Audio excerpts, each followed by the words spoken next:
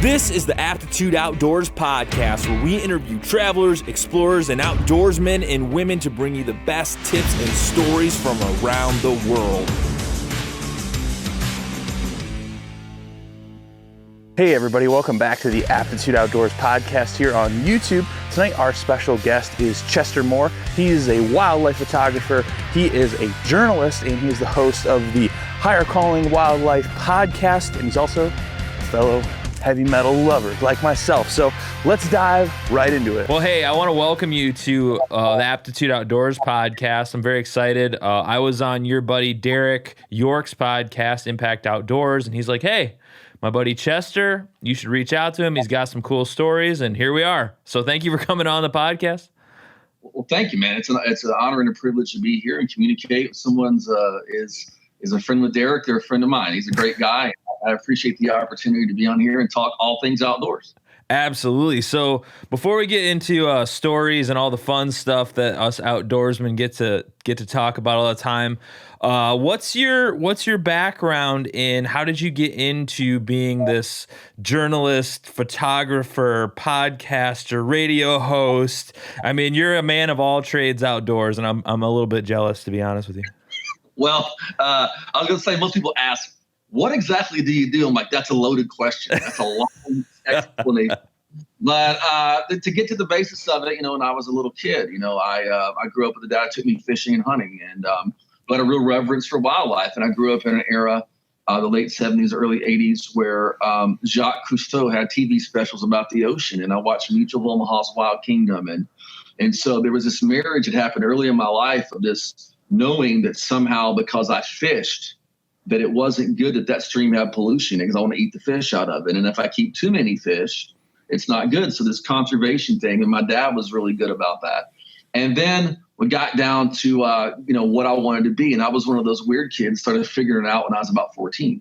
I knew I was not cut out for the system. Like, they didn't need me in it, and I didn't need to be in it. So there were two paths that I would have enjoyed. I said, I can be a musician and take over the metal world. I can do that, or I can be a writer because I'm really good at writing. And I just knew that I was decent at music, but I was naturally inclined to communicate via writing and talking and stuff. So I kind of took that trajectory, and by the time I was in 11th grade, pretty much knew I wanted to write about wildlife and do that stuff and take my love of the wildlife into the field, and then began a several year period of harassing everyone in earshot. Starting with local newspapers. And what really gave me a break is my girlfriend at the time, who's now my wife. We've been together for 30 years now when we met. Nice. This year. Her mom found a clipping in the back of a newspaper, and it said, it's for seniors in high school, which I was. And it's write an essay about hunting, and you can win a lifetime hunting and fishing license. So and I won a lifetime hunting and fishing license in 1992. I got to go to this event the Texas Parks and Wildlife Department sponsored. I got to meet the governor at the time. I got to meet the future President Bush, who was just the owner of the Rangers and the president's son at the time. I got to connect with the wildlife industry and meet my now 29 years of friendship friend, Ted Nugent, at that event. Oh. So that kickstarted my career. And I went and I took a copy of the award, and a little award I won to the local newspaper a while back. I'm writing about the First Amendment. And I went to the newspaper and said, you need to let me publish an outdoors column, And they were like, well, and they're like, well, your stuff's pretty good. I said, we can't pay you. I said, fair enough. Just let me publish. So I worked on that. And then the next year, someone wanted me to write for them and pay. So I went back to that newspaper and said, if you can pay me, I'll stay. If not, I got to leave. So that's how it began, man. And it's just the floodgates open from there. Well, as you can see behind me, there is a wall of guitars over here. I'm not letting you skirt the heavy metal issue because you brought it up. And Derek told me I had to ask you. So this is a double-edged sword right here. What? Here we go. All right. So I'm also currently in a heavy metal band. I've been in a heavy metal band since I was 15? Yeah. So as we both know, that rarely pans out for anyone. So what was your aspiration to be a heavy metal god, as we all have an aspiration to be at 16? All right. So mine goes back before that. So I was a Kiss fan when I was this big, right? And my parents took me in their infinite wisdom, took me when I was in kindergarten to see them on the Dynasty tour. And I was like utterly blown away. I'm like, Gene Simmons is real, like he's not a cartoon character. And then a few years later, a little album called Pyromania from Def Leppard came out. And I remember hearing Rock of Ages at my friend's house on his little turntable, kind of the last era of vinyl because cassettes were coming out. And I got chilled. I'm like, this is epic. And so it went from that and it just went downhill. So I got a guitar when I was for Christmas in 5th grade. And they never got me lessons. They just had a little instruction book and I learned well. And for some reason, this guitar and the amp didn't sound like Eddie Van Halen's, who unfortunately passed away today. Yeah, bummer. It didn't sound like Van Halen. It did not sound like Dokken. It didn't sound like Judas Priest. Then a couple of years later, a buddy of mine got lessons. And he came back with this, it was like the light bulb issue. He goes, dude, see this pedal? That's how they make it sound like it. And he knew how to play the riff, the die part from Creeping Death. And yeah. Well, okay, we're starting a band. So I thought, well, he plays guitar. I'm going to play bass, because come on, Nikki Sixx, Gene Simmons, Steve Harris, Iron Maiden, those guys, Joey DeMaio, Manowar, those guys play bass. So took up bass and I didn't actually start a band because I was I'm very serious about what I do. I'm not one of those people that fools around. Yeah. So all the knuckleheads I was trying to start bands with were like, yeah, well, maybe we can get together. No, we got to rehearse, twice a week. That listed. So I ended up joining a band when I was I already established replacing a bass player and I was a senior. And then me and my friend founded a band. A band ended up being called Freak 13, and we got to tour the country. Got to play the Whiskey, nice. Which was headline the Whiskey on Friday the 13th, which was cool because we were Freak 13, power metal band. Worked with some celebrities and stuff. Worked with Betsy Palmer, who was Jason's mom in Friday the 13th. She did a narration of her character in my Crystal Lake song. Sold a song to Entertainment Network. And then I had, so I'm like a unicorn. A guy, another podcaster called me a unicorn because I'm also a follower of Christ. So I wasn't always walking with him. I believed in him, but I walk with him now for the last 17 years. And I founded a band that was later based on my worldview of that called Draken. And that was a really cool band. And that was the last music I did was 10 years ago. But you're going to get an exclusive. Because what I decided to do was I was never just the bass player or I did vocals in Freak 13. I was the manager most of the time. I had one manager in Freak 13 about 2 years and he was great. I was the chief songwriter, the financier. My wife was the t-shirt girl. I was the clean and sober guy and the people who kept everything together. And I was the bad guy because I had to fire idiots for doing crazy stuff. So me and her walked out of a show 2 a.m. one night and I go, I'm done. I'm done. I'm going to do one more show and then we're going to finish recording this CD, which we did with Drac, and it was a great band. And that was the last thing. But you're getting an exclusive. You're getting exclusive. I got my guitar right around the corner over here. Got my space for the computer. And I'll probably never do live music again, but I've never written off studio. So me and a buddy of mine are throwing some stuff together for some studio music. The problem is with me, I'm not a guy that just writes a song or whatever. And it's like, okay, I wrote it. It's good. I usually go, 99 reasons why my song sucks. And then if it goes outside of that, it might be pretty good, So working on that, it was just really a reflection of I've always seen things that I enjoyed, and I've been like, man, can I do that? Why not? Why can't I do that? Let's go experience that. And that's what that was. So I probably played 250 shows over the years. Loved it. Loved the playing. Loved the recording. Everything else I disliked. The whole, because it's the music business. It sucks, right? Terrible. The music's great. And the thing about metal for me has always been this. It's I'm a very passionate person, an intense person. And there's nothing else that kind of that allow me to channel that, I love the idea of becoming an extreme version of yourself, being able to stand there and express something at that level, you feel it. And I don't care who you are. When I started doing my radio show 21 years ago, I was 4. I tell people I was 4 when I started my radio show. I was 26. And I told them, I said, look, when we do bump music between breaks, I don't want Waylon Jennings. And I like that kind of country music. Yeah. So I don't want there, here's more outdoors.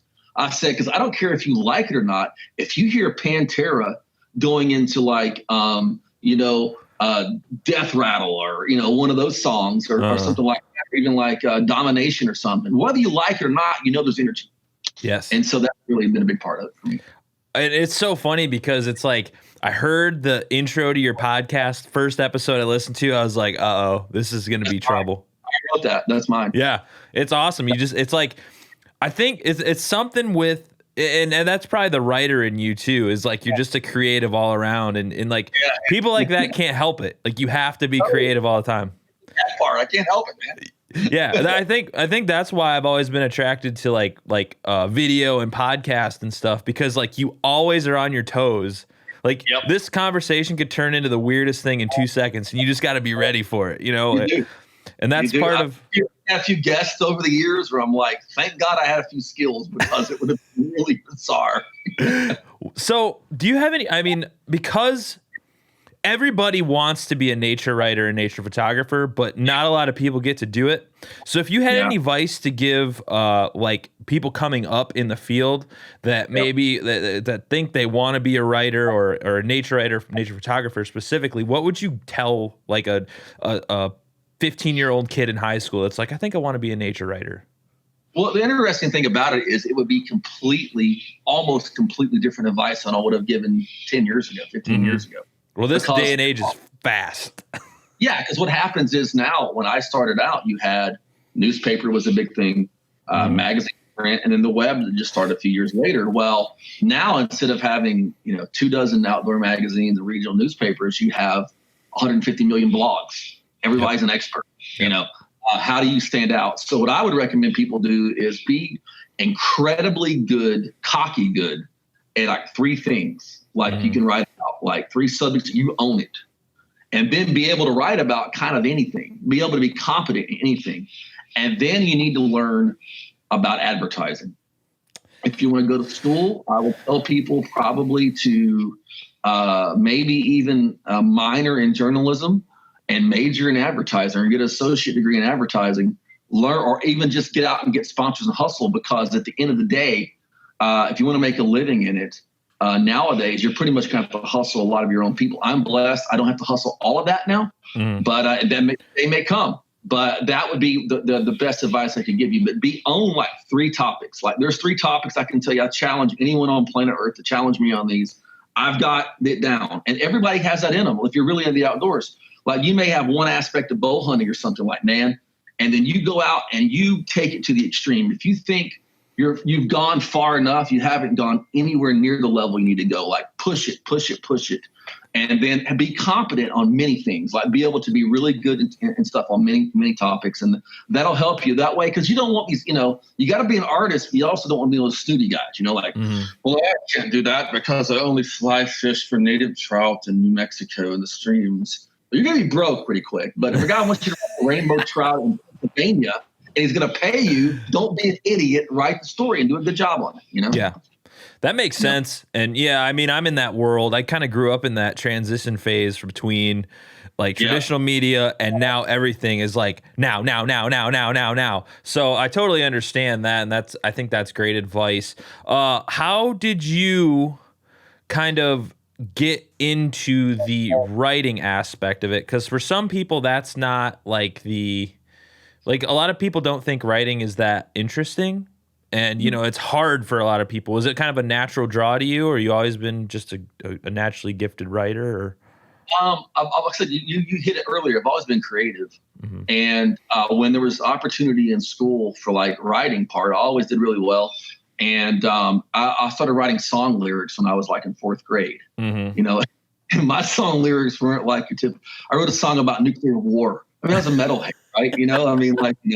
I had this kind of stuff, kids fighting in wars and stuff, weird stuff, right? Yeah. So I wrote poetry and song lyrics first, really. And then like when I got about 9th grade, I thought, I'm going to write a little fiction because I'm, horror fan and all that, write a little fiction, wrote some short stories. And then I thought, when I got to about 11th grade, that's when I decided, this writing thing, man, this would be the great way to connect with nature, my love of all this. And so I started being able to write like that. So it was kind of a natural progression. I was always attracted to the written word from an early age, but it kind of evolved into doing what I'm doing now. So I know from listening to your podcast and doing some reading on your website and stuff, you kind of grew up hunting and fishing. Over the years, how has that kind of evolved for you, and what's kind of like your favorite thing to hunt nowadays, and your style of hunting? What are you going out for? It's interesting. It's kind of come full circle in a lot of ways. When I started out in the business, I always refer to it as the business, because if you want to make it, it is a business. It's a business, right?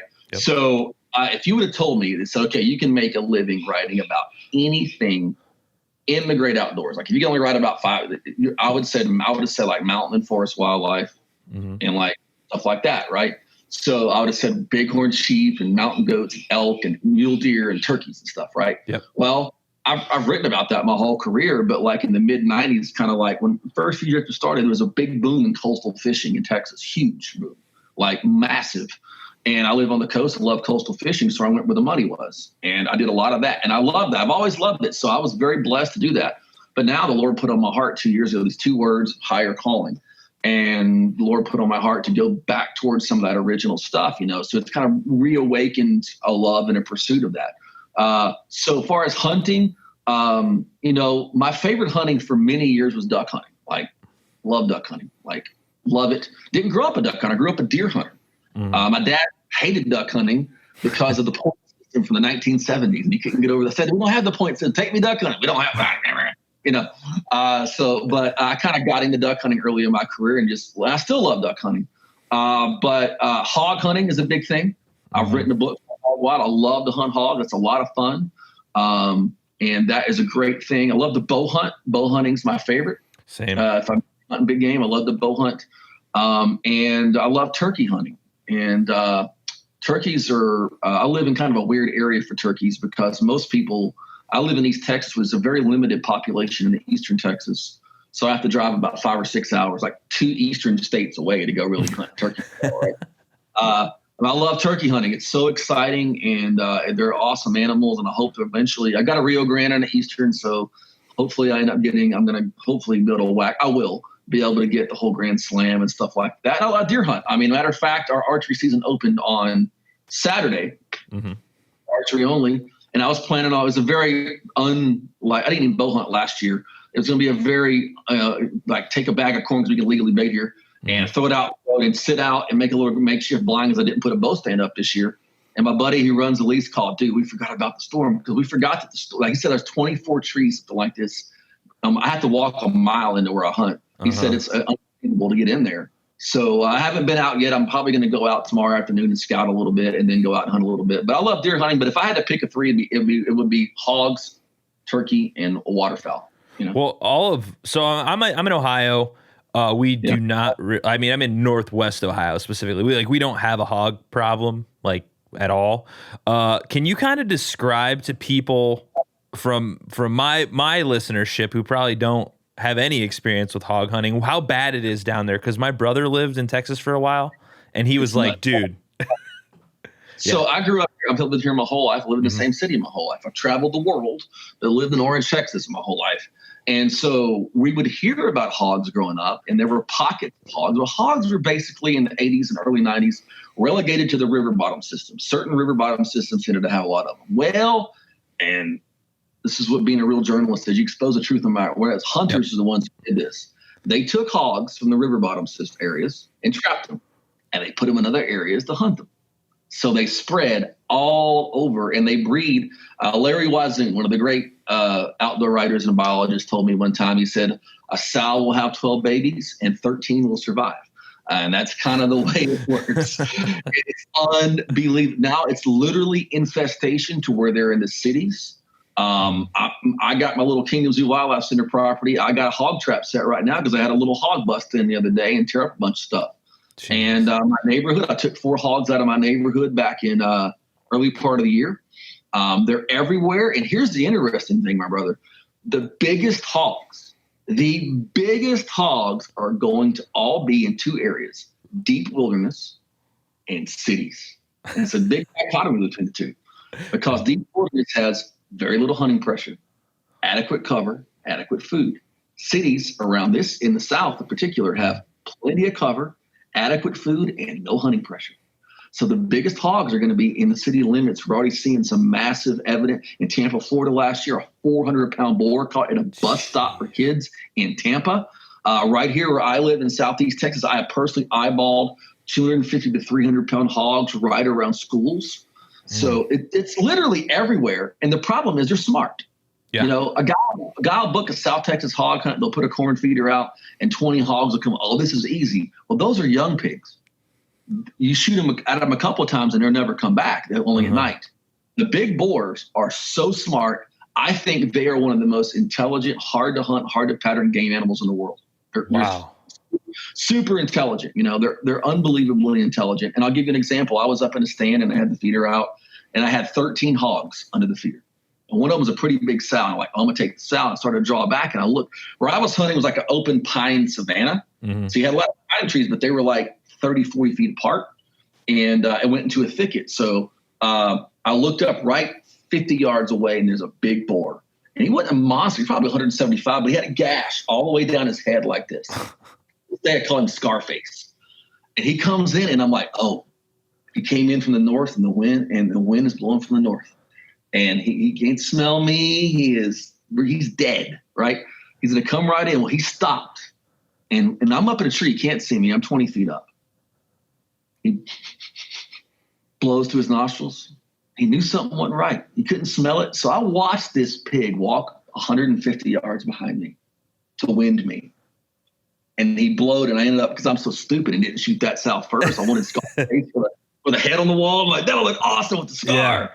Yeah. And they all left. But I watched that pig. He just had a sixth sense that something was going on there, you know. And I've talked to landowners and stuff who've had game cams where you see them, massive hogs, never put their eyeballs on them, and they're out there every day working. It's because they know how to hire people and stuff like that, so they're really smart. That's pretty scary. You mentioned a few minutes ago you've traveled all over the world to do to write and do nature photography. What is your coolest place you've ever been? The coolest probably trip I ever did was catching Wells catfish in Spain. In the Segre River, where Jeremy Wade from River Monsters, a spot he popularized it. And what happened was in the early 2000s, there was a lot of email forwarding where you'd have a picture and it would be like, this fish was caught in the Sabine River. And then the next week you get it and it was caught in freaking Minnesota somewhere. You know what I mean? And, noodling is where people go out and they put their hands on and catch the flatheads. Well, there was this picture of this catfish. It was forwarding around this world record noodling catfish called Lake Texoma, the Texas-Oklahoma border. I looked at that catfish. That's not a flathead. That's a Wells. I wanted to catch a Wells my whole life. And I actually tracked down. I went to every outfitter I could find that did Wells trips and found the outfitter that actually caught the fish and booked a trip with them in Mequinenza, Spain. And me and my wife went there. You're a metalhead, you'll appreciate this. I did a DVD in the early 2000s with Eric Adams, the singer of Manowar. It was one of my favorites. Sweet. Me and Eric are good friends, and I met him at a show. We ended up doing a DVD put out by their record label called Wildlife and Wild Times. Man. I need to get a copy of that. They're on eBay, I think. There's still some left on eBay. But we did Wildlife and Wild Times, and I went, so when I was in this is so cool. Me and Lisa got to go to, they played this huge festival, and every member of Manowar that ever been playing their parts of the set, most people do. They have reunion problems. And we were their guest all week. So we were at a hotel with the band eating catering and all this stuff. And we had a few days before they started. So we flew to Spain for $200 from Germany, $200 a piece. And we booked a Wells catfish trip. I caught one that weighed 157. Oh my God. My wife won up to me. She caught one that was 163. What I tell her is hers just swallowed a bigger carp than mine swallowed. But it was incredible dream thing. And one of the things that when I have something like that happen, yes, I believe God has favored me and given me, opportunities, and I work really hard. But I just reminds me that anyone can have a great experience in the outdoors. It's not just for people who get the nature writers and journalists who get to travel. I have as much fun, by my house. I was trying to catch flounder on a fly rod today, which is my goal for the to really be able to get good at that this fall. And it was horrible today, like terrible. It looked like these cops out there. But you can go find great treasures in the outdoors, and the outdoors is a great equalizer.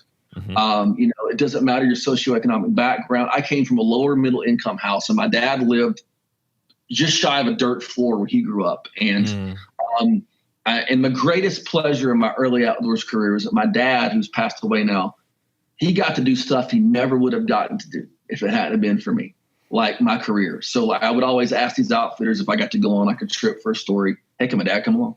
And most of the time, and he got to go on a lot of really cool stuff because of that. And that was a great joy to me because my dad grew up thinking in his life, because of the poverty he went through, the neglect, that, man, those things are for people special people or whatever. Mm-hmm. And I came from the attitude of, nope, I can do that too. And I'm going to work really hard for that. So that was a real treasure to me. So I just want people listening to know that, like, you may have these adventures, and I'm sure we're going to share some even crazier, because I got nutsoid cool stuff to talk about. But I want people to know that even in your backyard pond somewhere, or like in a stream by your house or in the woods, you can find great adventure. And don't think that someone who's on a TV show, let me tell you how the TV shows work. Those people buy the airtime. And most of them are independently wealthy that do this or whatever. And they don't really make money off the show. They're just doing it because they want to do it or sell a product. So don't think that, this guy's superstar deer hunter because he shot 17 Bone and Crockett deer in one season or whatever. Yeah. The outdoors is the equalizer. There's no competition here. Just go enjoy the time out there. That's what I do. I'm just very fortunate I get to do it the way I do. And I know I'm blessed. I thank God for that. Thank the people who support me. But anybody should look at the outdoors as just a great sacred time. Yeah, and I recently, so I grew up in the outdoors a little bit. My dad had a property up in Michigan, and we did all the stuff, splitting wood, stacking wood. Never hunted or anything growing up, and then I in the last 4 years I started hunting, and I'm telling you, man, it's life changing. I was talking to Derek about this, people get grossed out by it, and it's but. I'm a guy that loves a challenge, and hunting is one of the hardest things I've ever done in my life. It's like hunting or, certain kinds of fishing can be so challenging. Like, the animals are not defenseless. That's it. I'm like, are you kidding me? How many times I've been out and seen zero, tracks everywhere, the right condition, zero, or you get that, you're there, you're like, you're right there. The wind's in your favor, and just something old whitetail decides to give you the finger, which is the technically tell me that's the flag going up. Or turkeys are supposed to be dumb barnyard animals, not wild turkeys. They are geniuses. And you get this bird. It's like they could see you. They can see anything. It's just crazy. So, and those are the things you learn, that you appreciate this, And I think though that we're at a juncture now where you have the animal rights maniacs who think what they think, but you'll also have people who want to eat cleaner and healthier. And they're seeing that venison can be, all kinds of wild meat can be very healthy.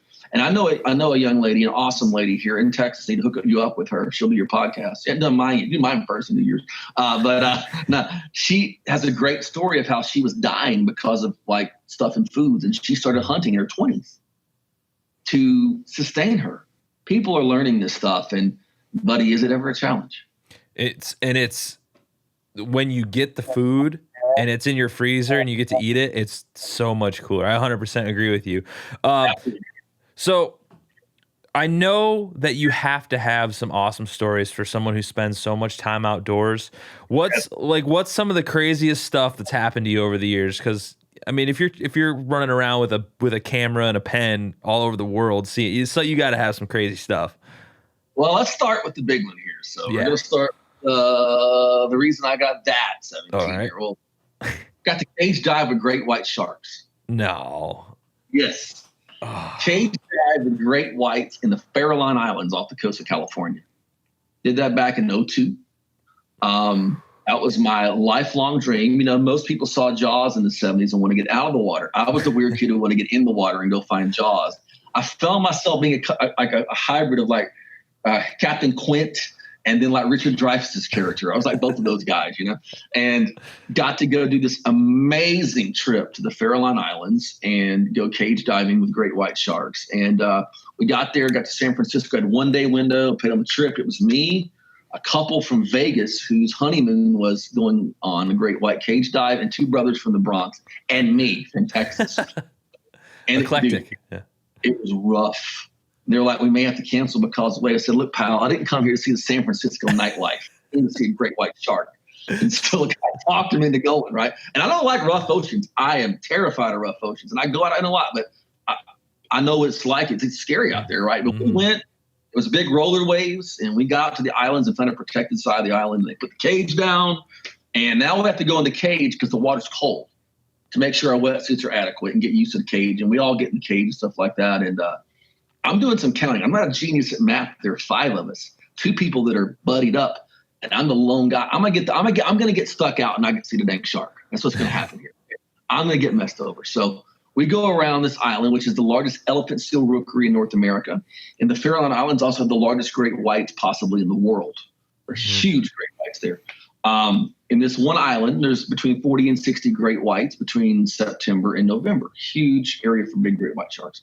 So we're going around the island and we're pulling, and we're going to go pull. He said, we're going to put the bait out. I'm like, yes, finally some action. And I used to watch Jacques, who's still like, Jacques would have like a horse carcass or something overboard, and like, or like a whole tuna. Yeah. I shark fish all the time. He goes, this guy looked at me. This is so great. He goes, this is absolutely 100% true story. He goes, we can't chum. I said, whoa. Why not? It's illegal. I said, it's illegal to chum? So we're like 20 miles offshore.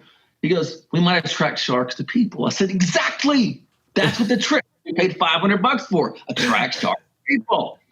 He goes, well, we can't chum, but we do have bait. Oh, okay, bait. This is just semantics here. The bait's in the back, and there's this big, long box in the back, and I pull it open, and there is a yellow and red surfboard in there. He goes, that's the bait. I'm thinking I'm getting scammed for sure. We're going to pull that behind the boat, and if the shark sees it, it'll stick a silhouette of a seal and come up and get it, and we'll see the shark. And I'm going, and so I said, well, wait a second. It's illegal in California to put fish oil and blood in the water, which sharks are naturally attracted to because you might attract them to people. However, you can pull a surfboard and condition to hit a surfboard that 100,000 people a day are on in California. And the guy goes, yeah. And this is exactly happening, exactly like this. And goes, did you go to Berkeley? And this guy goes, how'd you know? I said, just a weird guess. You know what I mean? Like, we pulled this thing for 3 stinking hours, right? We pulled it for 3 hours and nothing. So this is a great fishing guide quote. You always hear some fishing guides. It had calmed down. The wind had laid. But on the other side, he goes, now we're going to the good side of the island. Right.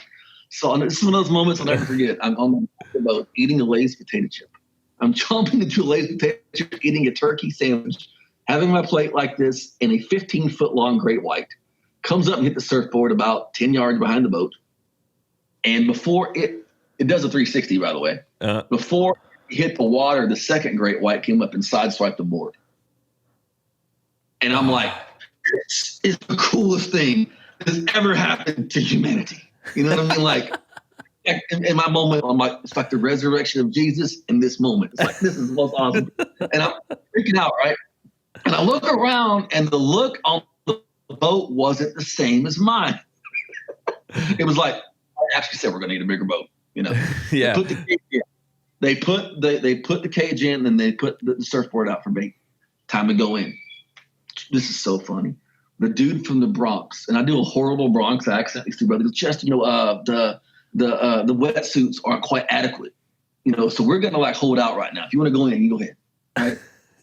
And then the guy pulls me aside, like, well, my wife got a little seasick. I don't want to go without her, so you can go in. So it's just me.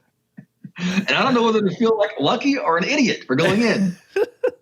And I go in the cage, and I get down in the water, and it's cold and all that. And we get down this cage, and looking for jaws.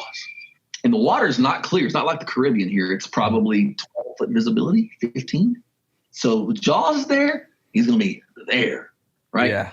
So we're looking around. They're pulling the surfboard now. They're pulling this board like my hand. And it got caught on the cage on the top. I'm going, oh, my God. This is when he's going to get now. Have 2,000 pounds of shark on top of the cage and die, you know. So I get it unhooked, whatever. And I'm sitting there bored. I'm like 45 minutes in. Nothing's happened. and a bunch of little squid and a few little fish came up around the cage at this point. I'm going to shoot a few pictures of them. Took pictures, sitting there watching them, waiting for the pose. And then they went. I don't know how they did it, but I'm telling you, somebody piped the jaws music down the jack. In my head, I heard, dun-dun, dun-dun, dun-dun-dun-dun-dun. It got to that part. Somebody dies when that happens in a movie, right? And I'm watching, and all of a sudden, there's a big shape below the cage in the silt. Huge shape below the silt, moving in the silt. It's the dark shape I can see. And the silt's being kicked up around me. I stay about another 5 or 10 minutes. My teeth are chattering at this point. I'm so cold. Get out. They give me a hot chocolate. They pull the cage in, crank the motor, and about 5 seconds later, an 18-foot great white came up and hit. And when it came up, it had some hang time, and its eye went like this. And looked at us. It was awesome. So that was like one of the craziest things that ever happened in my life. Getting to our jaws, man, that was great. Same trip in California. Me and my dad were in the mountains, and I just gotten some Generation 3 night vision goggles. We want to go in the redwoods, and a guy told us, look, man, there's this particular mountain in this valley below it, man. If the elk are in a rut, it's September. They're elk running. You probably see elk, and you hear a lot of crazy stuff. You want to go up there. So me and my dad drove to the top of the mountain. We're going to kind of camp out for the night. And we had rented a HHR. That was a rental vehicle. Mm-hmm. And we got a few little things out there getting set up. And I take the night vision, and I look down in the valley, and I see a light beam coming up this way. We're in the middle of nowhere, like Nowhereville. Ohio and eastern Texas have no Nowherevilles like Northern California. I mean, it's way out. And I'm like, Dad, I see a light down there. It's like something ain't right. He goes, I don't see this. I don't see it either. I put my night vision back and when I said, dang, that's a flashlight down there. And it's close enough I should be seeing it with my naked eye very easily. Uh-huh. And then it clicked, oh my God, someone is using night vision and has infrared flashlight that you can only see with night vision. And I knew a little bit about the drug trafficking that happens in that part of the world. And I went, oh my God, someone's down there with night optics. And we came up on them. So I said, we got to go. And I just had a gut feeling. We shoved the crap in the little HHR. And as soon as I turned the headlight, before I could turn the car on, we're on a logging road. So like this road up the mountain is like this. We're on the left side, and about a half mile from us across the way, lights turn on. Somebody down here signals somebody over there. Uh-oh. By the time I got to the road, like 3 seconds later, this truck comes behind us. And I live like 9 foot elevation. Okay. I live on the coast. Okay. I'm not used to driving like this in the mountains. I had it for like 80. They were trying to ram us. They were trying to hit us. And I mean, it was obvious. I mean, they come up on the side of one of those turn things. They're doing like this. And luckily I had just gotten out far enough just ahead of them. You know what I mean? And I was gunning it. I guarantee you when we turned that in, there was probably imprints of like, you know, and then we got to the base of the mountain. We turned back and left, and we got home. So follow back to last year on the National Wild Turkey Federation conference in Nashville. And I'm talking to some Forest Service game wardens. I never met U.S. Forest Service game wardens. I met state and federal, but never Forest Service. I said, what is your guys' main thing? He said, well, mainly we're doing illegal timber harvest, but also drug stuff that happens in the woods. And I said, okay. I said, I got this story from Humboldt County, California. This guy got this stone look on his face. He goes, I used to work there. He goes, go watch Murder Mountain on Netflix. He goes, go and watch Murder Mountain. I told him where I was. It's about the drug. It's like 50 missing people at a time in this little county. And like, I was like 10 miles from actual Murder Mountain. And like, he goes, you're lucky you made that alive. So that's one of my, and that's been something I've been on. It's a lot of stories and broadcasts about human dangers in the woods. And I was going to ask you about that. So I kind of have the same philosophy. I've spent a lot of nights camping, backpacking in the woods. I mean, we're talking like hundreds. And like, I've never been more scared of anything than a person in the woods. So yeah, you're right. Yeah. I mean, what's your take on like safety in the woods and, you know, things you can do to be safe? Because a lot of people are worried about bears. They're worried about other stuff, you know, I mean, mountain lions, things like that. But I would argue that humans are definitely the most dangerous. Not even close. Now, if you're in grizzly country, you got to put equal attention to grizzly humans. But most of us aren't in grizzly country. Most of us are in black bear country, in mountain lion country. They all have their dangers. We should do certain things, but I've kind of built a system by default. Things I do and I put out to people. This is what Chester Moore does to protect himself. Because I know I've not only had that happen, man, I've found 2 meth labs over the years. Now, I didn't go in and look for meth, but when you see the shack where it's not supposed to be on public land, where nobody's even hardly ever goes, it's either Jason Voorhees from Friday the 13th Part 2 or some hillbillies growing meth. And or it could be somebody shooting a metal video too. Don't rule that out. Maybe a guy, it could be a metal band shooting a thing in front of the meth lab with the hillbillies test, right? Hillbilly death metal. But that could happen. So what I do is number one thing you do is you have to have let people know where you're going to be. Let at least 2 people know where you're going to be, exactly where you're going to be, and stay within certain ramifications. You know what I mean? If you're in a certain unit of a national forest, stay in that unit. Maybe wherever, but stay in a general area. When I park, this is so important. I always end up parking at a dead end somewhere or somewhere where it's a narrow road. Always have your vehicle already turned around in the position you need to get out of there quickest. Mm-hmm. So you don't have to, like in the movie, the guy's running in with the chainsaw, Leatherface is coming, you try to back out and get stuck. Literally have your vehicle turned in the position you need to leave for the quickest, easiest, safest way out. Have that done. Use the internet to your advantage. Start doing reconnaissance of the area and go in forums for certain national forests and state areas and find out what's going on there. For example, right now, I'm about to do a podcast on this like tomorrow in the Sam Houston National Forest, which has really crazy stuff going on. Anyway, there was a video somebody posted of a decapitation line there. It's set up on the trail people use bikes on. And apparently it's a growing, ongoing problem. That might be an area you'll want to avoid, and avoid, and don't be, because I'm going to get to guns in a second, right? Don't think I'm just going to bring me a gun. So you're going to go into a high level danger area and bring your gun. So you have to get killed or kill somebody. I think it's always best to avoid those spots. And then you have the firearm in case the worst case scenario happens. That's the way I look at it. And always carry a gun and be prepared.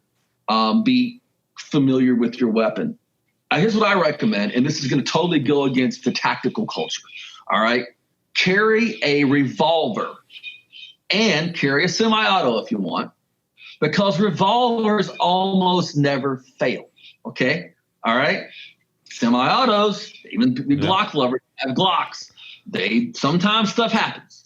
So I have you can have your revolver and a semi-auto. And if you can, carry a long rifle or a shotgun, even if you're scouting, where it's legal, because the long rifle, the shotgun intimidates people more.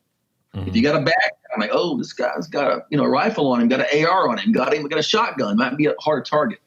Another thing to do is when you do encounter people, and you will encounter people in the backwoods, try to do your best to avoid conflict. Mm-hmm. Don't men, listen to this. Do not let your ego get in the way. Let them talk smack. Let them take your hunting spot. Not worth your life. Mm-hmm. Go back to your family again. Kiss your wife and daughter again. You know what I mean? Go back. And so use some common sense. Like my dad had a hot head about stuff, and I had to drag my dad out of a spot one time like this. And I thought it was going to be really bad because of a situation like this occurred. Yeah, yeah. Just those things. But also, just do a lot of scouting and things like that, and carry a transponder. Any kind of transponder. I have a Spot X. Mm-hmm. Yep. And if something happens, you can hit it, and it's going to go out to all the emergency places, your GPS coordinates. It's going to leave a signal. It's even got some you can set up some text in it to send alerts and stuff like that of what's going on. So those are all things that I think that will help you a lot, and be careful. Watch the wildlife. I'm telling you, the corporate wildlife media doesn't report on the human dangers hardly at all. It doesn't sound right. It's not something that we report. The hunting and fishing side don't like to talk about, because unfortunately, quite a few of these guys are hunters that are bad hunters. We don't want to have there's any bad hunters out there. Well, there are. There are bad people in every group of the world, right? Mm. And then the green side of stuff is too clueless to care about that, unless they're making some kind of environmental statement with their murders. Then they might, we could let this guy up. But and I'll give you the scariest one I've ever heard of this. A friend of mine hunts national forest in Utah. Uh-huh. He's as far back as ever been, and to a unit he'd never been in. And he's so far back, and he's way off trail. And he looks in this tree, and carved in the tree, Ted Bundy, 1971. And that was the forest he escaped into when he escaped jail and prison in Utah. And he killed 8 women in Utah. So my thing is this: if that was money, and it probably was, because this wasn't a spot, if you try to put this on a tree, no one would ever see it unless you're like bow hunting mule deer in the middle of nowhere. Mm-hmm. If you saw Ted in the woods, he looked normal. So when you do encounter someone, be prepared to do what you got to do and use due diligence, because the guy carving the thing in the tree could just be kind of a lonely guy in the woods, or it could be a monster. So that's kind of my thing. And it's not to scare people, just to make them aware. And because what happens is little Susie from like Austin, Texas, cute little 20-something-year-old, beautiful little girl, the vegan diet, the low gluten, saying whatever they got, they bring a little, low sodium. Everything's got to be natural, no GMOs, out in the woods for a picnic with the kids in the public hunting unit. Right? And you mean deer meat, right? Right. And they don't know that the Deliverance people live there. You know what I mean? It's like that movie changed my life. I remember going, that's a good one. I'm not going to be near Beatty. You know what I'm saying? Yeah, man, it can be scary out there. I'll tell you, one of the most tense moments I've ever had in the outdoors was, literally across the street from my house here, we get this all farm property, and my father-in-law owns it, and there's just a 10-acre woodlot. That's where we hunt up here. And I was out there one morning just sitting in my tree stand, and this guy that we had specifically told, no, you can't hunt here, because my father-in-law kicked him off the property because every time we'd go out there, there's beer cans everywhere. He's just, basically made himself into a bad person to be around because it's dangerous. And I see him walk into the woods. And so here's this guy that you had a conversation with in person in my front yard saying, do not hunt here. And then I see him out in the woods walking into the woodlot, and we're both fully loaded, man. Both have shotguns. It was very, that's probably the most scared you can get, is because not often do you run. I don't know. You guys are in Texas. Everybody has guns all the time. But like in Ohio, I don't have a gun. I'm not just walking around with my gun everywhere I go. And it's like, holy shit, this could get real really fast. You know what I'm saying? So that I completely understand what you're saying. And it's so weird because I talk to like long distance backpackers and stuff on the show all the time. And the narrative in the backpacking is no weapons ever for any reason. So it's just cool to see all the different dichotomy of what everybody it does, because it is different when you're going into the backcountry super far off trail and you're seeing all this stuff that you've seen. Of course, you have a completely different perspective. So, well, those people have the gluten-free sandwiches and the vegan stuff, and they're, people can certainly have the right to behave like they want to. But my thing is, I'm coming back to see my wife and daughter again. Yeah. And I'm going to try to use whatever I ran into, and what got me started on this, someone just asked me one time, what's the most dangerous thing you ever encountered in the woods? And they're expecting me to see a raging boar or a bear or a big rattlesnake. And I'm like, people, And if I've had these in my situations, what have other people had? And the floodgates open. People tell stories and stories and stories about it. So God bless anyone who can go out there unarmed, but it ain't going to be Chester Moore. So there we go. I know we're probably running close to an hour here, but I did hear an interesting statement you made the other day that I never thought of. And it was, you said, I would rather run into a grizzly bear in the woods or get attacked by a grizzly bear in the woods than a black bear. I thought that was super interesting. What's that about? What's the thought process there? I wrote a story last year in Sports and Field about this, which I was really proud of. That's an awesome magazine. And it was about black bear attacks. And I do a lot on black bears. I'm fascinated by black bears. Such a successful animal in America, And here's the thing. I'd love to see any bear in the woods, but I want to see them first, But many grizzly attacks, I would say most grizzly attacks are territorial. Like you be in there, might be a sow with cubs trying to eliminate the threat. But typically, once they think the threat's eliminated, they leave it alone. Some of them eat the people. But there has been a big exhaustive study on fatal black bear attacks. Like 89% of black bear attacks, are predatory.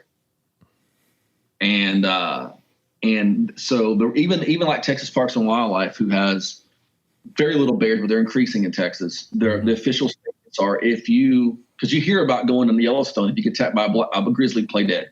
Mm-hmm. Yep. You get attacked by a black bear, fight back. He's trying to kill you and eat you. That's pretty much what's going on.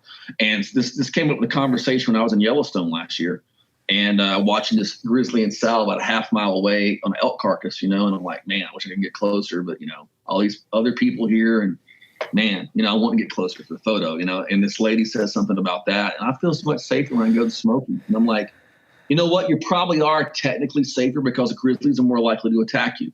I said, the problem is the black bear that does attack you is trying to kill and eat you. Mm-hmm. So don't let your guard down. You know what I mean? And that's one of the things. People are way more likely to encounter a black bear in America than they are a grizzly. So show them a lot of respect, give them and it's interesting. Almost none of the attacks are sows with cubs. It's almost all lone big males are want to attack people and eat them. So that's why I talk about that, Well, yeah, and I it just never had crossed my mind. It's always like grizzly bears are terrifying. I've encountered many black bears in backpacking, and I've never been scared. And when you said that, I was like, dang, I never actually thought about that. So it's like, so we have 700,000 black bears in North America. It's probably the whole brown bear population. What do you call them, a brown or a grizzly? There's probably 7,500,000 of them. So you got 7 times. Most of those are in Alaska and Canada. Lower 48, not very many. So you have far, far more black bears. If you had 700,000 grizzlies, you'd have infinitely more deaths and attacks because the attitude's different. But what happens is it's like you're running into a mugger who wants your wallet, or you're running into a serial killer who wants to eat you. I mean, that's the difference, and that's really strange that you run into that. But that's something I always want to make people aware so they can be safe out there. And also respect that animal. I love black bears. They're incredible creatures. One of my favorite memories is getting to rescue a black bear from a nightclub in Houston, Texas when I was in college. It was me rescued a black bear from a nightclub and brought it to a sanctuary. Her name was Gigi. But they're fascinating animals, and it's just part of keeping people safe out there. And I just want to salute you for obviously you do your homework, and for having a great podcast and being able to communicate with people, because it's very important to communicate a fun, diverse outdoors world out there. And I joke a lot about the hippies in the outdoors, but I got a lot of hippie outdoor friends too. I love them too, man. And it's just fun to be out there and embrace and enjoy your time out there. All right. Thanks, Chester, for coming on, man. I really appreciate your time. I know you're a busy man. One question before we go, because I'm a camera nerd. So I want to finish on this. What are you rocking? What's the gear? What's your go-tos for wildlife photography? Dude, I'm simple because I have to have something that's fairly cheap and cannot be destroyed easily because I am harsh. So I use Canon EOS Rebel. I've been using them since 1992. And, I shoot with a 400 millimeter lens. I can shoot you over all the specs on what I use later. And, that up. But I just use Canons because I've got a lot of Canon lenses and stuff over the years I've accumulated. And what I found about the Rebels is they're the lower end price on the SLRs. The technology is so good now, it doesn't really matter. And they hold up in saltwater conditions. They hold up in dusty conditions, and they survive meat. Which I'm a Cape buffalo China closet. Okay, not a bull, a Cape buffalo with rabies in a China closet. And while I said, I do want to give a shameless plug, if you don't mind. Absolutely. We now have our own conservation outreach called Higher Calling Wildlife. It's free to join. It's using investigative journalism and cutting-edge educational strategies for mountain and forest wildlife. You can join for free and get a free eMag subscription. Every other month, we can send you an eMag. I edit it. It's high level, and it's really good stuff. And it's go to highercallingwildlife.com. That's highercallingwildlife.com. You can see where you can enter your email address, and then we'll send you that stuff out. And we have a ministry. Our mission is to bring the love of Christ to hurting kids through wildlife encounters. We work with a lot of kids. Out of that's a thing called Wild Wishes, where we grant wildlife encounters with kids who have a terminal illness, who've lost a parent or a sibling. We've granted 110 of those so far. And some of those kids, we've been doing it for a while now, 6 years on that program, are writing for the magazine. So I have the kids. We're actually allowing some of the teens in the program, because what happens is if you're in foster care or you have a terminal illness or you have something going on like that in America, you're put at the back of the line. We don't want to deal with that. We take them from the back and bring them to the front and give them an opportunity to have a voice. And that's really what we're about. So we're excited. Higher Calling Wildlife, every issue has these teens writing in the magazine and stuff like that. So we're excited about that. All right. Thank you very much. I'll throw the links up in the video and I'll put them on the all the descriptions and stuff. And I hope to keep in touch, man. I appreciate you coming on. Appreciate you. Thank you. Hey everybody, thanks for watching this video here on YouTube. If you can, go down below and hit that subscribe button. I want to thank Chester for coming on and taking time to come on the podcast and sharing his awesome stories, especially the shark one. That was pretty rad. If you want to learn more about Chester, you can go down in the description below and follow the links to his website and his social media channels. And as always, I want to thank you for watching, and I'll see you next time.